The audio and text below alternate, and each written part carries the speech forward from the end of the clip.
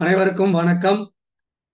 இந்த படத்தை பார்த்தீங்கன்னா இங்க ஒரு சந்தோஷமான ஃபேமிலி வெளியே பிக்னிக் போயிட்டு ஒரு செல்ஃபி எடுத்துட்டு இருக்க அந்த சுச்சுவேஷன் இது நிச்சயமாக உங்களுக்கு பிடிச்சிருக்கும்னு நினைக்கிறேன். To you like this family அப்படின்னா எல்லாருமே எஸ்ன்னு தான் சொல்லுவாங்க. ஸோ இந்த சந்தோஷமான குடும்பத்திற்கு என்ன வேணும் அப்படின்னு பார்த்தா நம்ம ரெண்டா பிரிக்கலாம். ஹேப்பினஸ் அண்ட் சேட்னஸ், சந்தோஷம், இன்னொரு பக்கம் கவலை. எல்லாருமே எதை தேர்ந்தெடுப்பாங்க அப்படின்னா நிச்சயமாக எல்லாருக்கும் இந்த ஹேப்பினஸ்ன்னு சொல்லக்கூடிய அந்த பச்சை கலர் இதுதான் பிடிச்சிருக்கும். ஸோ இந்த ஹேப்பினஸ் அப்படிங்கிறது எப்போ கிடைக்கும் அப்படின்னா சந்தோஷம் அப்படிங்கிறது ஆரோக்கியமாக இருக்கும்போது மட்டும்தான் கிடைக்கும். டிசீஸ் இருக்கும்போது சேட்னஸ் தான் இருக்கும், கவலை தான் இருக்கும். ஸோ இந்த வகையில் நம்ம சந்தோஷமா இருக்கணும் அப்படின்னா ஹெல்த்து நல்லா இருக்கணும். யாரும் மறக்க முடியுமா? முடியவே முடியாது. ஸோ இந்த ஹெல்த்து நமக்கு வேணும் அப்படின்னா சில விஷயங்களை நம்ம தெரிஞ்சுக்கணும். அதுல முக்கியமா நம்ம தெரிஞ்சுக்க வேண்டியது மெயின் காசஸ் ஆஃப் டிசீஸ்ன்னு சொல்லக்கூடியது, அதாவது நோய்களுக்கு அடிப்படை காரணங்கள் என்ன அப்படிங்கிறத தெரிஞ்சுக்கணும். நோய்களுக்கு அடிப்படை காரணம் நம்ம மூணா பிரிச்சுக்கலாம். ஒன்று இன்ஃபெக்ஷன், தொற்றுக்கள், இன்னொன்று டெஃபிஷியன்சி, சத்து குறைபாடு, மூணாவது நம்முடைய லைஃப் ஸ்டைல். இதுக்குள்ளதான் எல்லாமே அடங்கும். ஸோ இந்த மூணும் எல்லாருக்கும் தெரிஞ்ச ஒரு விஷயம். நோய்களுக்கான காரணிகள் என்ன எல்லாருமே சொல்லிடுவாங்க. ஆனால் இன்னும் கொஞ்சம் டெப்தா போய் பார்த்தால் இது காரணம் அல்ல, இதுக்கு மேல இன்னொரு ஒரு விஷயம் இருக்கு. இது நம்மளால மேக்கப் பண்ண முடியும், இதுல ஒரு குறைபாடு இருந்தா கூட சரி செய்து கொள்ள முடியும். ஆனால் இன்னொரு காரணி ரொம்ப காலங்காலமாக எல்லாருக்கும் அலோபதி மற்ற எல்லா மாடர்ன் மெடிசின் எல்லாருக்கும் தெரிஞ்ச ஒரு விஷயம். அது நம்ம கட்டாயமா தெரிஞ்சுக்கணும். அந்த மாதிரி ஒரு பிரச்சனை இருந்தால் அதுதான் நோய்களுக்கு மிகப்பெரிய காரணமாகவும் ஆரோக்கியத்திற்கும் காரணமாக இருக்கு. அது வேற ஒன்றும் கிடையாது, இன்ஃப்ளமேஷன் சொல்லக்கூடியது. நமக்குள்ள நடக்கக்கூடிய ஒரு மாற்றம், அதை அலர்ச்சின்னு நம்ம தமிழ்ல சொல்லுவோம். இன்ஃப்ளமேஷன் அப்படின்னா உங்களுக்கு தெரியும், அதை நான் அடுத்து நான் காட்ட போறேன் ஸ்லைட்ல. இந்த இன்ஃப்ளமேஷன் தான் கேன்சர் வருவதற்கோ, தொற்றுகளுக்கு, கார்டியோவாஸ்குலர் டிசீஸ் வர்றதுக்கும், இன்சுலின் ரெசிஸ்டன்ட் டயபெட்டிக் வர்றதுக்கும், ஒபேசிட்டி உடம்பு குண்டா பருமனா மாறுறதுக்கும், காயங்கள் ஏற்பட்டு அதனால ஆறாம போறதுக்கு, அல்ஜிமர்ஸ், பார்க்கின்சன் போன்ற பிரச்சனைகளுக்கும், ஸ்ட்ரெஸ் மன அழுத்தத்திற்கும், இந்த மாதிரி எல்லாத்துக்கும் இன்ஃப்ளமேஷன் தான் காரணம். ஆக பல நோய்களுக்கு அடிப்படை காரணம் உடம்புல நடக்கக்கூடிய இன்ஃப்ளமேஷன், அலர்ச்சி. இந்த அலர்ச்சி அப்படிங்கிறது நமக்கு எப்படி தெரியும் அப்படின்னா பெயின், வலி இருக்கும். ரெண்டாவது ஹீட்டா இருக்கும், அந்த இடத்துல பார்த்தீங்கன்னா ஒரு ஹீட்டா இருக்கும். மூணாவது ரெட்னஸா இருக்கும். நாலாவது வீக்கம் இருக்கும். அஞ்சாவது அங்க ஃபங்க்ஷன் நடக்காது. இப்ப பெயின் அப்படிங்கிறது ஏன் வருது அப்படின்னா ஒரு அடிபட்டால் அந்த இடத்துல வீக்கம் ஏற்படும். வீக்கம் ஏற்படும் போது உள்ள செல்லுலார்ல கொஞ்சம் அந்த சேஞ்சஸ் இருக்கும். அதே மாதிரி நர்வ்ஸ்ல சிக்னல் போக ஆரம்பிக்கும், அங்க ஒரு கெமிக்கல் ப்ரொடியூஸ் ஆகும், அதனால பெயின் தெரியும். ஹீட் அப்படிங்கிறது என்னன்னா ரத்த நாளங்கள் விரிவடைஞ்சு அங்க ரத்தம் வர்றதுனால, ரத்தம் தான் உடம்புல ஹீட்டை மெயின்டைன் பண்றது எல்லாருக்கும் தெரியும். ஸோ சர்ஃபேஸ்ல ரத்த நாளங்கள் விரிவடைகிறதுனால அந்த இடத்துல தொட்டா கொஞ்சம் வார்மா இருக்கும். அடுத்து இங்க ரெட்னஸ் அப்படிங்கிறது ஏன்னா ரத்த நாளங்கள் விரிவடைஞ்சு ரத்தம் அதிகமாக ஃப்ளோ ஆகுறதுனால அங்க தோல்ல பார்க்கும்போது சிகப்பா தெரியும். ஏன்னா தோலை ஒட்டி தான் ரத்த நாளங்கள் இருக்கும், அந்த மாதிரி தெரியும். அடுத்து ஸ்வெல்லிங் அப்படிங்கிறது என்னன்னா அடிவட்ட இடங்கள்ல அந்த பிரச்சனையை சரி பண்றதுக்கு அங்க இம்யூன் செல்கள் வரும், அங்க புரோட்டீன் லீக் ஆகும், அங்க இருக்கக்கூடிய டிஷ்யூல அந்த நீர், அதாவது புரோட்டீன் லீக்கேஜ் இதெல்லாம் வர்றதுனால அக்குமுலேஷன் ஆஃப் ஃப்ளூயிடு, அதுதான் வீக்கமா இருக்கும். அந்த வீக்கம் தான் நமக்கு லாஸ் ஆஃப் ஃபங்க்ஷன் சொல்லக்கூடிய மூவ்மெண்ட்டை தடுத்துருது. இப்போ பார்த்தீங்கன்னா ஆர்த்ரைட்டிஸ் கேஸில் பாருங்க, அந்த விரல் வீக்கம் மூவ்மெண்ட்டை பாதிச்சிடும். இது 5 கார்டினல் சைன்ஸ் ஆஃப் இன்ஃப்ளமேஷன். அலர்ச்சிக்கு நம்ம அலர்ச்சியை தெரிஞ்சுக்கிறதுக்கு 5 அறிகுறிகள் வச்சுக்கலாம். இந்த அலர்ச்சி அப்படிங்கிறது என்ன அப்படின்னா நமக்கு ஏதோ ஒரு காயம் ஏற்பட்டிருக்கு அப்படின்னா நம்முடைய நோய் எதிர்ப்பு சக்தி அதை சீர் செய்வதற்காக வரக்கூடிய ஒரு உடம்புடைய ஒரு ரெஸ்பான்ஸ், இம்யூனிட்டியோடைய ஒரு டிஃபென்ஸ் ரெஸ்பான்ஸ். இந்த இடத்துல இந்த இம்யூனிட்டியோட இந்த டிஃபென்ஸ் ரெஸ்பான்ஸ் என்ன பண்ணுன்னா, அங்கே இருக்கக்கூடிய அடிபட்ட இடங்கள்ல டேமேஜ் ஆன டிஷ்யூக்களை அது சீர் செய்யறதுக்காக, அதை பழைய நிலைக்கு கொண்டு வர்றதுக்காகவும், அங்க இம்யூன் செல்களை கொண்டு போறதுக்கு நியூட்ரிஷன் கொண்டு போய் அங்க இம்யூனிட்டி பலமாகிறதுனால இன்ஃபெக்ஷன் வராம தடுக்கிறதுக்கும், நியூட்ரிஷன் கொண்டு போய் சேர்க்கறதுனால அந்த பழுதடைந்த டிஷ்யூ செல்களை திரும்பி ரிப்பேர் பண்றதுக்கும் நடக்கக்கூடியதுதான் இந்த இன்ஃப்ளமேஷன் சொல்லக்கூடியது. அப்ப இதுலதான் ஏற்கனவே சொன்ன மாதிரி வார்னிங் சைன் என்னமா இருக்கும்னா, அறிகுறிகள் வந்து பெயின், வலி, சிகப்பா இருக்கிறது, வீக்கம், இன்ஃப்ளமேஷன், அதாவது அங்க வந்து வாமா இருக்கிறது, கை கால் நகர்த்த முடியாம, அதாவது செயல் இழந்து போறது, இதெல்லாம் நடக்கிறது. அப்ப இன்ஃப்ளமேஷனை நான் சுருக்கமா சொன்னா போனால், அது ஒரு அடிபட்டாலோ ஒரு தொற்று வந்தாலோ அதை சீர் செய்யறதுக்காக உடம்பு ஏற்படுத்தக்கூடிய ஒரு நிகழ்வுக்கு பேர் தான் இன்ஃப்ளமேஷன், அலர்ஜி சொல்றது. இது ஆர்கானை ரிப்பேர் பண்ணி பழைய லெவலுக்கு கொண்டு வரக்கூடிய ஒரு நிலையை நமக்கு கொடுக்கும். அப்ப இது நல்லதா கெட்டதா அப்படின்னு ஒரு கேள்வி வரும்போது, இது ரெண்டுமே விஷயம் அப்படிங்கிறத நம்ம பார்க்கலாம். ஸோ இந்த இன்ஃப்ளமேஷன் அப்படிங்கிறது ஒரு ரெஸ்பான்ஸ்ன்னு சொன்னேன். இன்ஃப்ளமேஷன் நடந்தா என்ன நடக்கும் அப்படிங்கிறது தெரிஞ்சுக்கலாம். ஒரு அடிபட்டு இருக்கு அப்படின்னா, அந்த அடிபட்ட இடத்துல உள்ள கிருமிகள் வரும். அதை தடுப்பதற்காக உடம்புல ஏற்படக்கூடிய மாற்றங்கள் அப்படிங்கிறது இப்ப பார்த்தா, நம்முடைய இரத்த நாளங்கள் ஆர்டரிஸ் வந்து விரிவடைய ஆரம்பிச்சு அந்த இடத்துல ரத்தம் வர ஆரம்பிக்கும். ஆனா முதல்ல என்ன நடக்கணும்னா, அடிபட்ட உடனே ஆர்டரிஸ் ஃபர்ஸ்ட் சுருங்கி ரத்தம் வெளியே போறது தடுக்கும். கிளாட்டிங் அப்படிங்கிற ஒரு விஷயம் நடந்து ரத்தம் போறதை ஃபர்ஸ்ட் தடுக்கும். ரெண்டாவது, அது தடுக்கப்பட்ட உடனே இந்த ஆர்டரிஸ் வந்து விரிவடைஞ்சு ரத்தம் இந்த அடிபட்ட இடத்துக்கு, பாதிப்பு இருக்கிற இடத்துக்கு அதிகமான ரத்தத்தை செலுத்த ஆரம்பிக்கும். அந்த அதிகமான ரத்தம் வரும் பொழுது கூட இம்யூன் செல்கள் வரும். அந்த இம்யூன் செல்கள் வந்து இந்த ரத்த நாளத்துல எபித்திலியல் செல் என்று சொல்லக்கூடிய அந்த சர்ஃபேஸ்ல அது ஒட்டி நகர்ந்து நடுவுல ஒரு கேப் வரும். இந்த செல்கள்ல கேப் வந்து அது வழியாக உள்ள நுழைஞ்சி இந்த காயம்பட்ட இடத்துல வரும். அந்த காயம்பட்ட இடத்துல இருக்கக்கூடிய கிருமிகளை அழிக்கும். அப்ப இங்க வந்து இந்த நியூட்ரோஃபில், மேக்ரோபேஜ், மாஸ்ட் செல் இதெல்லாம் அங்க வந்து இருக்கிறது சில சிக்னலை ப்ரொடியூஸ் பண்ணும். இந்த கிஸ்டாமைன், இன்டர்லுக்கான், சைட்டோகைன், இந்த மாதிரியான கெமிக்கலை ப்ரொடியூஸ் பண்ணும்.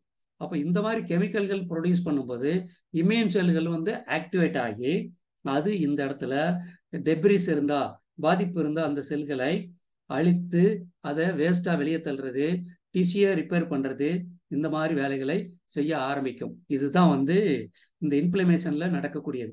அப்ப இன்ஃப்ளமேஷன் அப்படிங்கிறது நல்லது தான். இந்த நல்லது அப்படின்னா கெட்டதும் இருக்கு அதுல. அதாவது அக்யூட் இன்ஃப்ளமேஷன் சொல்றது நல்லது. கொஞ்ச நேரம் அந்த பிரச்சனை சால்வ் ஆகுற வரைக்கும் இந்த ரத்த நாளங்கள்ல அதிக ரத்தம் வர்றது, அங்க இம்யூன் செல்களுடைய ஆக்டிவேஷன், சிக்னல் வெளிப்படுறது, இதெல்லாம் நடக்கும். இது நல்லது. ஆனால் அதுவே அக்யூட்ங்கிறது பதிலாக குரோனிக் அப்படின்னா அதிக நாள் நடந்துக்கிட்டே இருக்கும். அந்த இடத்துல இம்யூன் செல்களுடைய ஆக்டிவிட்டி, அங்கே கெமிக்கல் ப்ரொடியூஸ் பண்ணுறது, இந்த மாதிரி அங்கே இம்யூன் செல்கள் அந்த இடத்துல வர்றது, புரோட்டீன் லீக் ஆகுறது, அதாவது உள்ள ரத்த நாளங்கள்ல இருந்து புரோட்டீன் வெளியே, அந்த ரத்த நாளங்களுக்கு வெளியே டிஷ்யூகளில் புரோட்டீன் லீக் ஆகுறது, அங்கே ஏற்படக்கூடிய வீக்கம், இதெல்லாம் நடக்க ஆரம்பிக்கும். அப்போது இந்த மாதிரி நடக்கும் பொழுது என்ன நடக்கும்னா, அங்கே டிஷ்யூவை டேமேஜ் பண்ணுற வேலையும் ஸ்டார்ட் ஆயிடும். இம்யூன் செல்களே டிஷ்யூவை டேமேஜ் பண்ணவும் ஆரம்பிச்சிடும். அப்போ இது நம்ம உடம்புல இந்த ஆர்த்தரைட்டிஸ் வர்றவங்களுக்கு ஜாயிண்ட்ல ஒரு வீக்கம் ஏற்பட்டு அங்கே பெயின் ஆகுது, வீக்கம் வருது இல்லைங்களா, அந்த மாதிரி நிலை. அடுத்து சொரியாசிஸ் பீப்புளில் மேலே பார்த்தீங்கன்னா சொரியாக இருக்கக்கூடிய நிலை, இந்த மாதிரி எத்தனையோ விஷயங்கள் நடக்கும். ஸோ இந்த இன்ஃப்ளமேஷனுங்கிறது குட் ஆர் பேட் அப்படிங்கிற விஷயத்த நம்ம தெரிஞ்சுக்கிட்டோம். கொஞ்ச நாள் இருந்து ரிப்பேர்ஸ் கரெக்ட் பண்ணியாச்சுன்னா அது குட். அதுவே லாங் டைம் இருந்தால், குரோனிக் இருந்தால் உடம்புல அதுவே பல நோய்களை உருவாக்கிரும் அப்படிங்கிறது. அதனால இம்யூனிட்டியினுடைய 2 ஃபங்க்ஷன், முக்கியமான ஃபங்க்ஷன் நம்ம தெரிஞ்சுக்கணும். ப்ரொடெக்ஷன், பாதுகாக்கிறது. ஒரு பிரச்சனை அடிபட்டிருக்கு, ஒரு இன்ஜுரி ஏற்பட்டிருக்கு, ஒரு இன்ஃபெக்ஷன் நடந்திருக்கு, அதிலிருந்து நம்மளை மீட்டு எடுக்கக்கூடிய ஒரு வேலை தான் இந்த இன்ஃப்ளமேஷன். அடுத்து டிஷ்யூ ரிப்பேர், இங்கே பாதிக்கப்பட்ட டிஷ்யூகளை சீர் பண்ணி கரெக்ட் பண்ணுறது. இது எவ்வளோ முக்கியமானது உங்களுக்கு தெரியும். இந்த 2 காரியங்கள் நடந்தால் மட்டும்தான் காயங்கள் ஆறும். அது இல்லைன்னா சீல் பிடித்து கேங்கிரீனா மாதிரி இந்த விரல்கள், கால் இதெல்லாம் வெட்ட வேண்டி வரும். அதனால இன்ஃப்ளமேஷன் அப்படிங்கிறது நல்லது. ஆனால் லாங் டைம் இருந்தால் கெட்டதுன்னு வச்சுக்கோங்க. ஸோ இந்த இன்ஃப்ளமேஷன் வந்து நமக்கு குரோனிக் இன்ஃப்ளமேஷன் சொல்லும் இல்லையா, இதை நம்ம 3 விஷயமாக நம்ம பார்க்கலாம். இது வந்து என்ன அப்படின்னா, குரோனிக் இன்ஃப்ளமேஷன் உங்களுக்கு தொடர்ந்து அது இருக்கும் பட்சத்தில் இரிட்டேஷன் ஏற்பட்டு பல நோய்கள் வர வச்ச ஆரம்பிச்சிடும். அப்போ ஏற்கனவே சொன்ன மாதிரி கேன்சரு, ஒபேசிட்டி, ஆட்டோமின் நோய்கள், இந்த மாதிரி பலவிதமான நோய்கள், டயபெட்டிக் இப்படி வர்றதுக்கு ஒரு வாய்ப்பாக அமைச்சிடும். இந்த குரோனிக் இன்ஃப்ளமேஷன் அடுத்து என்ன பண்ணும்னு நான் சொன்னோம், டிஷ்யூவை டேமேஜ் பண்ணும். எடுத்துக்காட்டாக இங்கே படத்தில் இருக்கக்கூடியதில் ஆர்த்தரைட்டிஸ் இருக்கிறவங்களுக்கு இந்த மாதிரி கைகள் வீக்கம் ஏற்பட்டு அங்கே பெயின் வரும், கைகள் மடக்க முடியாது, ஃபங்க்ஷன் நடக்காது, ஒரு கரண்டி கூட பிடிக்க முடியாது, அந்த இடத்துல டேமேஜ் ஆகி டிஷ்யூலாம் டேமேஜ் ஆகி ஒரு பீரியடுக்கு அப்புறம் அவங்க தன்னுடைய பழைய நிலைக்கு வரவே முடியாத சூழல் ஏற்படும். ஸோ இது வந்து ரொம்ப ரொம்ப மோசமான ஒரு சூழல். இதை கட்டுப்படுத்தணும். ஸோ குரோனிக் இன்ஃப்ளமேஷன் தான் இதுக்கு அடிப்படை காரணம்னு புரியும். அடுத்து இந்த குரோனிக் இன்ஃப்ளமேஷன் இருந்தால் சிம்டம்ஸ் எப்படி இருக்கும் பார்த்தோம். இன்ஃப்ளமேஷனுடைய கார்டினல் ரூல்ஸ் பார்த்தோம். இது இருக்கும் பொழுது நமக்கு வந்து பெயின் தொடர்ந்து இருந்துக்கிட்டே இருக்கும். பேட்டிக் அப்படின்னா டயர்ட் ஆகிட்டே இருப்போம், ஒரு மாதிரி அன்னீசியாக இருக்கும், நம்மளுடைய மனநிலையே ஒரு நெகட்டிவாக இருக்கும், எனர்ஜியே இருக்காது, அடிக்கடி தலைவலி வரும், அலர்ஜி ஏற்படும், இந்த நமக்கு வந்து பிளட் ப்ரெஷர் இன்க்ரீஸ் ஆகும், பல நோய்கள் வரும்னு சொன்னோம் இல்லைங்களா. ஸோ இந்த சிம்டம்ஸ் வந்து நம்முடைய அன்றாட வாழ்க்கையில் நம்முடைய அந்த சந்தோஷத்தையே கெடுத்துரும். அதனால தான் ஆரம்பத்தில் போட்டேன் ஹேப்பினஸ், ஹெல்த்து, சேட்னஸ் அப்படிங்கிற விஷயம் டிசீஸ்ன்னு போட்டேன். ஸோ இந்த டிசீஸுக்கு அடிப்படை காரணம் இன்ஃப்ளமேஷன் அப்படிங்கிறது தெரிஞ்சுக்கோங்க. ஆரோக்கியத்திற்கும் அடிப்படை காரணம் இன்ஃப்ளமேஷன் தான். ஸோ அக்யூட் அண்ட் குரோனிக் இந்த ரெண்டையும் எப்படி ஹேண்டில் பண்ணணும் அப்படின்னு நம்ம பார்க்கணும். ஸோ இப்போ இந்த இன்ஃப்ளமேஷனுடைய பெனிஃபிட்டை நம்ம ஏற்கனவே பார்த்தோம். அந்த பெனிஃபிட்டை நீங்கள் அடையணும் அப்படின்னா, அந்த பெனிஃபிட்டை அடையணும்னா சில விஷயங்கள் நம்ம செய்யணும். என்ன செய்யணும் அப்படின்னா, நம்முடைய இம்யூனிட்டியை ரெஸ்பாண்ட் பண்ணக்கூடிய முறைகள், அதை சீர் செய்யணும். இம்யூனிட்டியை பேலன்ஸ் பண்ணணும். இம்யூனிட்டி ரெகுலேட்டடாக ஒர்க் பண்ணுற மாதிரி செய்யணும். ஓவர் ஆக்டிவ் இருந்தாலும் சரி, அண்டர் ஆக்டிவ் இருந்தாலும் சரி, இம்யூனிட்டி வந்து இரிட்டேட் ஆகும். ஓவர் ஆக்டிவ்ல ஓவரா வேலை செய்யறதுனால டிஷ்யூ ரிப்பேர் பண்ணும். அண்டர் ஆக்டிவ்ல வேலை செய்யாதனால இங்கே ஸ்ட்ரெஸ் ஏற்பட்டு அதனால இன்ஃப்ளமேஷன் ஏற்படும். ஸோ இம்யூனிட்டியை ரெகுலேட் பண்ணணும். அடுத்து உணவுகளில் ஹெர்பல்ஸ் நம்ம என்னால சேர்க்கணும் அப்படின்னா, டர்மரிக், இந்த நம்ம என்ன சொல்லலாம் குர்குமின் சொல்றோம் இல்லையா, இது இம்யூனோ மாடுலேட்டர், ஆன்டி இன்ஃப்ளமேட்டரி ப்ராடக்ட்ஸை நம்ம எடுக்கணும். அதில் இந்தியாவில் நல்ல ஹெர்பல்ஸ் எல்லாம் இருக்கு. அதில் டர்மரிக், ஜிஞ்சர், போஸ்வில்லா செரட்டான்னு சொல்லிட்டு ஒரு ஹெர்பலு, இதெல்லாம் வந்து நமக்கு பயன்படுறதா இருக்கும். அதில் ஃப்ராக்ரன்சன்ஸ் ஆயில்னு சொல்லுவாங்க, இந்த போஸ்வில்லா இருந்து எடுக்கக்கூடியது. இந்த விஷயங்கள்லாம் நமக்கு பயனுள்ளதாக இருக்கும். இன்னும் எத்தனையோ ஹெர்பல்ஸ் இருக்குது, அதை நம்ம டீட்டெயிலாக அப்புறம் பார்த்துக்கலாம். அதே மாதிரி வெஜிடபிள்ஸ் எடுத்துட்டா வந்து நமக்கு கீரை வகைகளில் பல கீரை வகைகள் வந்து ஆன்டி ஆக்சிடென்டாக செயல்பட்டு ஆன்டி இன்ஃப்ளமேட்டரியாக செயல்பட்டு இந்த இன்ஃப்ளமேஷனை கண்ட்ரோல் பண்ணுறதுல வேலை செய்யும். அதே மாதிரி பாகற்காய் போன்ற பல காய்களும் நமக்கு சப்போர்ட் பண்ணும். ஸோ காய்களில் இன்னும் பெரிய லிஸ்ட் இருக்குது, நான் எடுத்துக்காட்டுக்கு சொல்கிறேன். அடுத்து ஃப்ரூட்ஸில் நம்மளுடைய நெல்லிக்காய், மாதுளம்பழம், மேங்கோ, இந்த மாதிரி பழங்கள் வந்து நமக்கு ஆன்டி இன்ஃப்ளமேஷன் அப்படிங்கிற ஒரு இடத்துல, ஆன்டி ஆக்சிடென்ட் இடத்துல சப்போர்ட் பண்ணி நமக்கு இந்த இன்ஃப்ளமேஷன் கண்ட்ரோல் பண்ணதில் ஒரு சர்டன் பெர்சன்டேஜ் வேலை செய்யும். ஓகேங்களா. ஸோ முக்கியமாக இந்த மாதிரி உணவு முறைகள் ஒரு பக்கம் எடுத்துக்கிட்டாலும் கூட ஸ்ட்ரெஸ் மேனேஜ்மெண்ட்டு, மன அழுத்தம் தான் எல்லா நோய்களுக்கும் காரணம். இந்த மன அழுத்தம் ஏற்படும் பொழுது இன்ஃப்ளமேஷன் ஏற்படும். ஸோ மனசுக்கும் நம்முடைய எண்டோகிரைன் சிஸ்டத்துக்கும் இம்யூன் சிஸ்டத்துக்கும் எல்லாமே சம்மந்தம் இருக்கு. ஸோ கவலை அப்படிங்கிறது இம்யூனிட்டியை சப்ரஸ் பண்ணும், நம்முடைய எண்டோகிரைன் சிஸ்டத்தை செயல்படாமல் தடுக்கும். அதனால ஸ்ட்ரெஸ்ஸை மேனேஜ் பண்ணணும். அதுக்கு யோகா மற்ற விஷயங்கள் பண்ணலாம், நல்ல பாடல்கள் கேட்கலாம், நல்ல அமைதியான ஒரு இடத்துல தியானம் பண்ணலாம், இதெல்லாம் பண்ணலாம். அதே மாதிரி பிசிக்கல் ஆக்டிவிட்டி, ரொம்ப அதிகமான பிசிக்கல் ஆக்டிவிட்டி பண்ணக்கூடாது. மாடரேட்டாக நம்ம உடம்புடைய உழைப்புக்கு நம்ம என்ன தொழிலில் இருக்கோமோ அந்த உழைப்பு அதை தகுந்த மாதிரியாக நம்ம ஒரு புரோட்டோக்காலை நம்ம ஏற்படுத்திக்கலாம். அதனால ஒரு நம்முடைய உடம்புக்கு ஏற்ற மாதிரி ஒரு எக்ஸசைஸ் பேட்டர்னை நம்ம செய்து கொள்ளலாம். அது நம்முடைய இரத்த நாளங்களில் இந்த ரத்த ஓட்டத்தை மேம்படுத்துறது மூலமாகவும், சில என்டார்பின் போன்ற சில சுரப்பிகள் சுரக்க வைக்கிறது மூலமாகவும் ஸ்ட்ரெஸ்ஸை மேனேஜ் பண்ணி நமக்கு இன்ஃப்ளமேஷனை கண்ட்ரோல் பண்ணி கொடுக்கும். அதே மாதிரி ரொம்ப ரொம்ப முக்கியமானது போதிய அளவு தூக்கம், நல்ல டீப் ஸ்லீப், மினிமம் ஒரு 7 மணி நேரம் நம்ம தூங்கணும். ஒரு 11 மணிக்கு படுத்தா அட்லீஸ்ட் உங்களுக்கு தெரியும் 4-5 மணிக்கு கூட எந்திரிக்கலாம். ஆனால் லேட் நைட்டாக படுக்கிறதுங்கிறது மிகப்பெரிய பாதிப்பு. உங்களுக்கு வந்து அந்த ஸ்ட்ரெஸ் அப்போ தான் அதிகமாக உருவாகும். காரணம் என்னவா, நைட்டு தான் நமக்கு ரிப்பேரிங் வேலையெல்லாம் நடக்கும், எல்லாம் நைட்டு தான் நமக்கு சுரக்கும். ஸோ தூக்கம் ரொம்ப ரொம்ப முக்கியமானது. அதை விட நம்ம ஏற்கனவே பேசினோம், இந்த இன்ஃப்ளமேட்டரி ரெஸ்பான்ஸில் இம்யூன் செல்லுடைய பங்கு மிக மிக முக்கியமானதுன்னு சொன்னோம். இது வரைக்கும் பார்த்த வெஜிடபிள்ஸ், ஃப்ரூட்ஸு மற்ற எல்லாமே ஒரு சர்டன் பெர்சன்டேஜுக்கு தான் ஒர்க் பண்ணும்.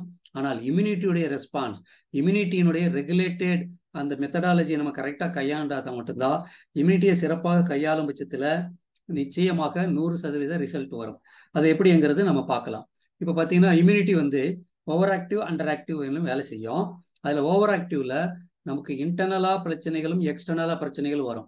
இன்டர்னலாக வந்து ஸ்ட்ரெஸ் அதிகமாகும் போது, இன்ஃப்ளமேஷன் அதிகமாகும் போது ஆட்டோமின் நோய்களும், rheumatoid arthritis, irritable bowel syndrome, lupus, type 1, type 2 diabetic மாதிரியாகவும், இந்த பக்கம் அலர்ஜிக் அப்படிங்கிற அடிப்படையில் ஆஸ்துமா, சொரியாசிஸ், அதே மாதிரி உணவுகள், டயட்டு, நமக்கு பிடிக்காத உணவு எடுக்கிறது, இதுல எல்லாம் நமக்கு என்ன ஆகும்னா இந்த இன்ஃப்ளமேஷன் ஸ்டார்ட் ஆகி இந்த நோய்கள் வரக்கூடிய வாய்ப்பு இருக்கு.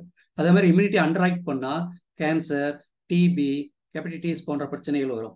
இப்போ ஒரு கிருமி உள்ள இருந்தானா அது நமக்கு ஒரு இரிட்டன்ட் தான். அதுக்காக இம்யூனிட்டி வந்து ரியாக்ட் பண்ணும்போது அங்க ஸ்ட்ரெஸ், இன்ஃப்ளமேஷன் எல்லாமே ஏற்படும். அதே மாதிரி இன்ஃபெக்ஷன் அப்படிங்கிறது இந்த பாக்டீரியா, பங்கஸ், பாராசைட், வைரஸ் எல்லா பேத்தோஜென்ஸும் நம்ம உடம்புல இருந்துட்டு தான் இருக்கு. அதை நம்ம கரெக்டாக அழிக்கலை அப்படின்னா அதுவும் நமக்கு வந்து டாக்ஸின் ப்ரொடியூஸ் பண்ணுறது மூலமாக நமக்கு இன்ஃப்ளமேஷன் ஸ்டார்ட் ஆக வாய்ப்பு இருக்கிறது.